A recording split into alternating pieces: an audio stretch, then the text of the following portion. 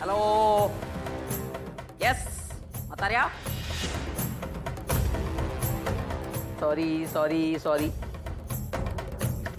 दादा म्हणायला होता ना. म्हाताऱ्या म्हाताऱ्या म्हणण्यामध्ये जी गंमत आहे ना, त्याच्यामध्ये जी मजा आहे ना, ती असं दादा ह्याच्यात नाहीये. खरंच सांगते मी. काय छान चाललं होतं एका माणसाचं. असा मस्तपैकी असा खुर्चीत बसून राहायचा. लोक काय बोलतायत बघत राहायचा, ऐकायचा. सगळं कसं छान चाललं होतं ना.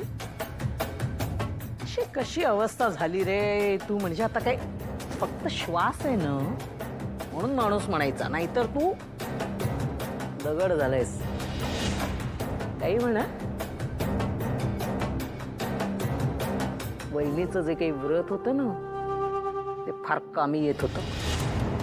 ती व्रत काय करते आणि तुझा अचानक असा हातच काय चालू लागे. मी म्हटलं संपलं. म्हणून मग तुझ्यावर हा प्रसंग आला. पण तू पण केवढा चिवट आहेस. अरे एवढा गाडी खाली आलास तरी मेला नाहीस, जिवंत राहिलास. ही आयुष्य रेषा जी काय आहे ना तुझी फार बळकट आहे. आता ना मी एक गंमत करणार आहे. त्या बाई आहेत ना रोज तुला इंजेक्शन द्यायला येतात नर्सबाई.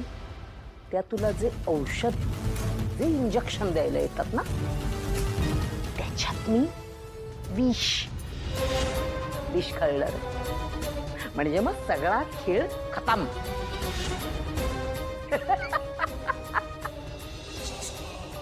हे बघ.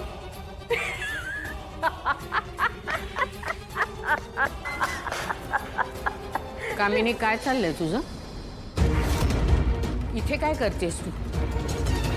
त्यांची तब्येत बरी नाहीये आणि हसत काय उभी आहेस? असं नको तर काय करू. माझ्या दादाला असं बघताना मला खूप वाईट वाटतं. आता तो काय तर बोलू शकत ना, काही ऐकू शकत. म्हणून त्याला हसवण्याचा प्रयत्न करत होते. लहानपणीच्या सगळ्या गोष्टी सांगून.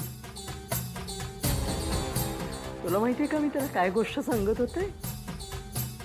लहानपणी आहे ना तो म्हणायचा की मी फिनिक्स पक्षासारखा आहे. सगळ्यांना असं सांगत सुटायचा, मी फिनिक्स पक्षी आहे, मी फिनिक्स पक्षी आहे. मी राखेत ना असा वर उठेन. हो का? मग आजपर्यंत असं कधी येऊन तुला तुझ्या दादाशी बोलावं असं वाटलं नाही? आजच का आलीस? वहिनी अगं